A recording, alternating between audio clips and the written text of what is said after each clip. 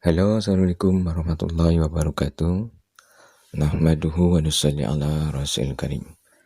Oke, teman-teman yang menonton video ini, Anda adalah yang sedang sehat, bahagia, dan kaya raya. Oke, kita lanjut lagi ya. Belajar kita ya, sharing-sharing kita. Jadi kita masih membahas tentang Nabi Ibrahim alaihissalam. Jadi Nabi Ibrahim ini setelah mengenal Tuhan, maka timbul keyakinan yang berbeda dengan orang-orang pada zaman itu yang menyembah berhala. Jadi singkatnya Nabi Ibrahim ini menghancurkan berhala-berhala ya, patung-patung yang disembah oleh orang-orang pada waktu itu ya, kaumnya. Jadi karena ketahuan akhirnya dihukum dibakar ya. Jadi ini kisahnya singkat aja ya.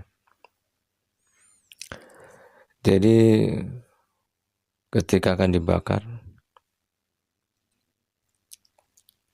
kan seluruh penduduk itu diperintahkan oleh rajanya untuk mengumpulkan kayu bakar, sehingga terkumpullah kayu bakar yang begitu banyak seperti gunung ya. Saking banyaknya kayu bakar yang dikumpulkan oleh orang-orang ya, karena pada waktu memang orang-orang itu menyembah berhala semua ya, kecuali Nabi Ibrahim ya, dan ya Nabi Ibrahim aja. Kemudian ketika akan dibakar, Nabi Ibrahim ini diceritakan itu didatangi oleh malaikat-malaikatnya.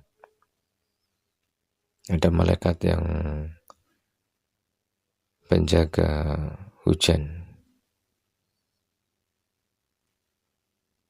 Dia bertemu kepada Nabi Ibrahim, menyampaikan bahwa jika engkau izinkan, maka saya akan turunkan hujan lebat sehingga apinya akan padam. Itu kira-kira seperti itu ya. Mungkin kalau nanti ada versi lain boleh disampaikan ya. Ini versi yang kami dapatkan seperti itu. Tetapi Nabi Ibrahim alaihissalam ini tidak mau ya. Tidak mau bantuan daripada malaikat penjaga hujan. Kemudian datang lagi malaikat yang penjaga angin ya. Dia pun menawarkan bantuan. Karena malaikat-malaikat ini merasa kasihan ya kepada satu orang yang beriman kepada Allah, kemudian dia akan dihukum, disiksa dengan cara dilemparkan ke api yang besar. Jadi kalau malaikat penjaga angin ini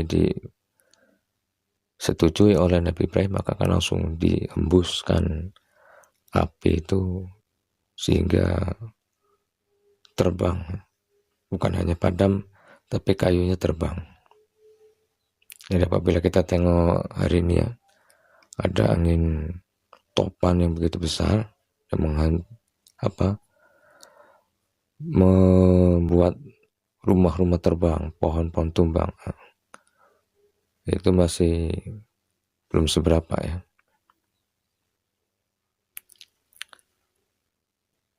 Jadi tawaran daripada malaikat penjaga angin ini pun ditolak oleh Nabi Ibrahim alaihissalam.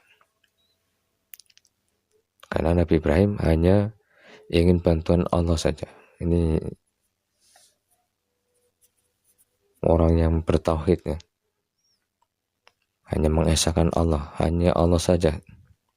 Makanya ulama-ulama mengatakan bahwa bapaknya tauhid ini ya Nabi Ibrahim. Jadi pada prinsipnya, pada keyakinan daripada Nabi Ibrahim ini adalah hanya Allah saja. Yang menjadi penolongku hanya Allah saja. Jadi singkat cerita, akhirnya Nabi Ibrahim alaihissalam dilemparkan ke api yang besar. Nah, baru itulah bantuan Allah SWT datang kepada Nabi Ibrahim. Dengan cara menjadikan api yang sifatnya tadi panas membakar, menjadi dingin dan mensejahterakan, ya. Jadi dingin bukan kedinginan seperti di es, ya, tetapi dingin yang membuat bahagia di dalam kobaran api. Akhirnya ya kita sering dengar bahwa tidak ada satu bulu roma pun, ya, satu bulu rambut, bahkan baju-bajunya tidak dipakai baju nih, tidak ada terbakar, bulu-bulunya tidak ada yang terbakar. Jadi Nabi Ibrahim ini dilempar itu dalam keadaan telanjang, ya. Ini menurut yang saya dapatkan seperti itu. Jadi bulu-bulunya ini tidak ada yang terbakar, apalagi kulitnya, ya. Jadi kisah ini bisa kita ambil beberapa pelajaran, ya. Mungkin nanti teman-teman bisa menambahkan. Jadi agar kita bisa terselamatkan daripada masalah-masalah kita, ya. Kadang-kadang namanya manusia ini punya masalah, ya. Ketika kita menyerahkan total kepada Allah SWT, ternyata masalah yang dihadapi ini tidak 100% itu hilang, ya. Itu suka-suka Allah SWT. Ketika kita menyerahkan kepada Allah, bisa saja Allah SWT menghilangkan masalah itu, atau juga menjadikan masalah itu tetap ada, tetapi Allah sudah rubah sifatnya. Dengan masalah itu kita menjadi lebih tenang, bahkan mendapatkan nikmat-nikmat yang lebih besar. Seperti Nabi Ibrahim ketika menyerahkan masalahnya kepada Allah SWT, karena dia akan dilemparkan ke dalam api. Setelah Nabi Ibrahim menyerahkan kepada Allah, ternyata api tidak padam. Jadi masalah itu tidak hilang. Tetapi karena sudah yakin kepada Allah, ya dia ikhlas aja, tetap dilempar, ikhlas aja, karena dia sudah yakin bahwa semua masalahnya diserahkan kepada Allah. Keputusan diserahkan kepada Allah SWT. Seperti itu ini. Jadi mungkin kita ini hari ini seperti itu. Kadang-kadang kita mengeluh, ya. Kita sudah ada punya masalah, ya. Masalah ini, masalah itu. Kita menyerahkan pada Allah. Akhirnya kita timbul kebosanan, bahkan kadang marah sama Allah. Saya sudah sholat, sudah baca Al-Quran, sudah zikir ribuan, kok masalah gak selesai-selesai. Akhirnya kita marah kepada Allah. Akhirnya kita tinggalkan amal ibadah. Ini karena kita maunya adalah apa yang kita inginkan. Kita inginkan A, maka pengen diwujudkan oleh Allah. Jadi kita ini sebetulnya ini tidak ada sopannya kepada Allah, ya. Mungkin kapan-kapan kita bahas, ya, belajar bagaimana berakhlak bukan hanya kepada manusia, tetapi berakhlak kepada Allah SWT. Sehingga kita kadang-kadang itu meninggalkan amal ibadah karena tadi protes, ya, bentuk protes pada Allah, marah kepada Allah karena masalahnya tidak selesai. Yang tadinya rajin sholat, akhirnya sholat ditinggalkan. Yang tadinya baca Al-Quran rajin, zikir rajin, semua ditinggalkan. Karena apa? Masalah yang dihadapinya tidak selesai. Menurut pandangan kita. Padahal kalau menurut pandangan Allah SWT, Allah SWT akan ganti dengan yang lebih baik. Seperti itu, ya. Intinya adalah dari perjalanan ini kita tetap kalau sudah yakin menyerahkan pada Allah, ya udah kita prasangka baik dan kita tunggu hasilnya. Kadang Allah SWT akan memberikan membocorkan rahasianya itu setelah beberapa lama, ya, seperti itu ya. Kemudian pelajaran selanjutnya adalah kalau ditengok daripada ilmu tauhid ya. Setelah kembalikan kepada Allah, maka Allah SWT langsung memberikan bantuan tadi. Kalau bahasa ilmu fisikanya ini, sifatnya, kulitnya, tulangnya semua itu dirubah kembali kepada bentuk asalnya. Kalau teman-teman belajar fisika kuantum akan tahu bahwa seluruh daripada makhluk-makhluk ya, benda-benda ini hakikatnya adalah 99,9% itu adalah ruang kosong. Jadi kita ini bisa bersentuhan sebetulnya karena ada medan elektromagnetik gitu ya. Jadi ada bagian terkecil itu kan atom ya. Atom itu proton, ada neutron, ada elektron. Jadi elektron yang mengitari neutron itu dia ternyata adalah jauh lintasannya. Bahkan dikatakan seperti lintasan lebarnya itu seperti lintasan lapangan bola. Maknanya adalah setiap diri kita ini adalah ruang kosong. Jadi kalau ruang kosong itu, coba teman-teman nanti bakar ruang kosong di depan teman-teman. Akan terbakar atau tidak? Api bisa membakar kertas, ya, kayu.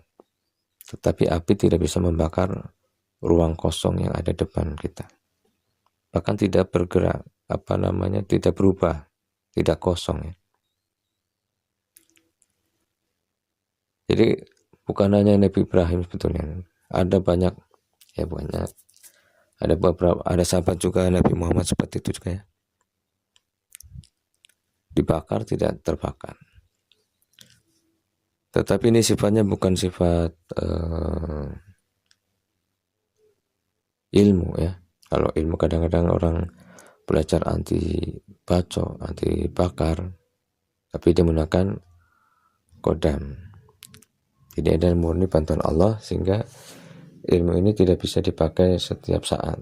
Beda kalau orang menggunakan ilmu kodam atau ya bantuan jin, maka dia bisa menggunakan setiap saat. Ini bedanya ilmu mukjizat, karomah yang datang dari Allah SWT dengan ilmu-ilmu yang menggunakan kodam. Kemudian selanjutnya adalah bagaimana Nabi Ibrahim ini tidak terkesan dengan bantuan makhluk-makhluk. Jadi kalau kita nih, kadang-kadang kita nih ya masih berharap-harap, sudah berharap kepada Allah tetapi masih berharap dalam hati ada si fulan, bahkan ada minta bantuan kodam ini, kodam itu. Jadi Nabi Ibrahim ini sudah ditawarkan oleh malaikat ya, bukan kodam yang menawarkan, tetapi malaikat. Tetapi tetap ditolak oleh Nabi Ibrahim karena dia ingin bantuan daripada Allah SWT, menyerahkan 100% bantuan kepada Allah SWT. Jadi ini bisa diambil pelajaran ya untuk melatih kita bagaimana kalau kita ada masalah, tanamkan dalam hati hanya Allah SWT yang bisa menyelesaikan. Jadi selesaikan menyerahkan dulu kepada Allah, baru nanti kita ada petunjuk untuk action, untuk membuat ikhtiar. Kadang-kadang kita membuat ikhtiar kemana-mana menurut pikiran kita.